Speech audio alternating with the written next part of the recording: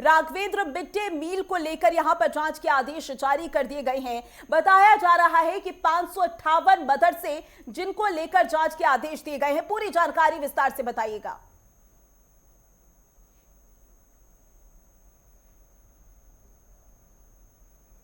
राघवेंद्र, आपका mic mute है, unmute कर लीजिए।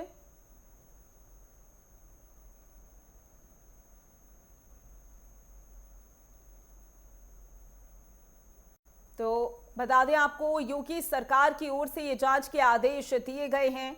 मिड डे मील प्राधिकरण के निदेशक से शिकायत की गई थी और शिकायत को योगी सरकार ने गंभीरता से लिया। राघवेंद्र, आपको आवाज आ रही है? तो यूपी सरकार का ये बड़ा एक्शन आपको बता रही है। 558 मदरसे बताए जा रहे हैं जिसको लेकर अब जांच की जाएगी। ऐसे में देखना होगा जब जांच आगे बढ़ेगी तब क्या कुछ सामने आता है। अखिल भारतीय पसमानदा समाज मंच ने ये शिकायत की थी। शिकायत मिड डे मील प्राधिकरण के निदेशक से की गई। शिकायत को योगी सरकार ने गंभीरता से लिया, जिसके बाद जांच के आदेश जारी कर दिए गए। बता दें आपको, लिस्ट बनी है 558 मदरसों की। उन मदरसों की जांच होगी। मिड डे मील को लेकर किस तरीके से घोटाला किया गया है और बच्चों के स्वास्थ्य पर इस पर क्या असर पड़ रहा है, इसको लेकर भी जांच की जाएगी। ऐसे में देखना होगा जब जांच में खुलासा होगा तो किस तरीके से इन 558 मदरसों पर कार्रवाई होगी। तो शिकायत को योगी सरकार ने गंभीरता से लिया है और इसी पर ज्यादा जानकारी के लिए एक बार फिर से राघवेंद्र हमारे साथ जुड़ गए हैं। राघवेंद्र, 558 मदरसे बताए जा रहे हैं जिनको लेकर जांच के आदेश जारी कर दिए गए हैं। पूरी जानकारी बताइएगा। बिल्कुल माधुरी, अगर उत्तर प्रदेश में मदरसों की बात करें तो मार्च 2017 के बाद से यहाँ पे मदरसों की मनमानी पे शिकंजा कसना शुरू हुआ था जब सूबे में योगी आदित्यनाथ की सरकार बनी थी। नहीं तो इसके पहले जो मौलवी शिक्षक रखे जाते थे उनकी भर्ती प्रक्रिया को भी लेकर तमाम सवाल उठे। बच्चों के यौन शोषण तक के यहाँ पे बहुत सारे सवाल उठे। इतना ही नहीं, अब इस समय जो मदरसों में इस तरह की बातें भ्रष्टाचार की सामने आई है मिड डे मील में, इसको लेकर भी योगी आदित्यनाथ की सरकार ने संज्ञान में लिया है। हालांकि पसमानदा समाज की तरफ से एक शिकायत दर्ज की गई थी जिसमें इतने बड़े घोटाले की बात सामने आई है। अब ये जांच होगी, जांच में क्लियर होगा कि आखिर कौन कौन से दोषी हैं।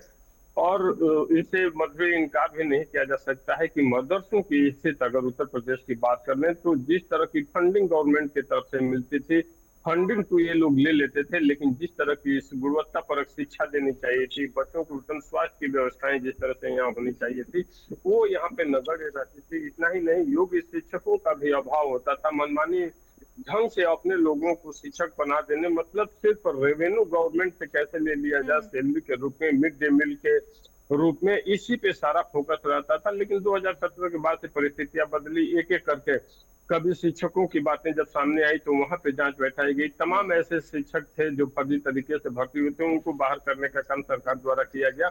अब वहां पे योग्य शिक्षक भी भर्ती हो रहे हैं। इसके साथ ही वहां पे जो पढ़ाई का कल्चर था उसको भी सही करने का काम योगी आदित्यनाथ की सरकार द्वारा किया गया है। इसी बीच 550 से अधिक मदरसों पे जिस तरह से मिड डे मील में भ्रष्टाचार की बातें सामने आई हैं, ये एक बहुत बड़ा सवालिया निशान है कि एक ऐसा मंदिर जहां पे सही शिक्षा देनी चाहिए थी, भरपेट भोजन गरीब बच्चों को देनी चाहिए थी, आखिर इनके हकों पे टाका डालने वाले वो कौन कौन से लोग हैं, कौन कौन अधिकारी इसमें संलिप्त है, और इन मदरसों से जुड़े हुए वो कौन कौन से लोग हैं जो बच्चों के हितों पे, उनके अधिकारों पे डाका डाले। तो अब देखा जाए कि कौन सी एजेंसी जांच करती है और जांच में क्या निकल कर आता है।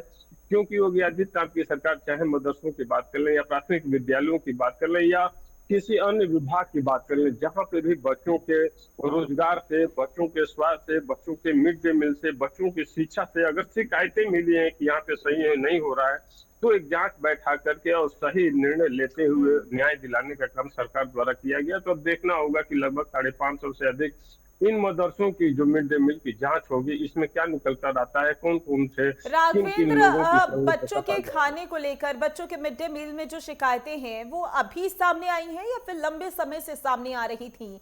क्योंकि अभी पसमानदा समाज की ओर से शिकायत तो दर्ज करा दी गई है, लेकिन क्या उन्होंने और भी जानकारी दी है कि कितने लंबे समय से उन्हें ये शक था कि मिड डे मील में घोटाला हो रहा है?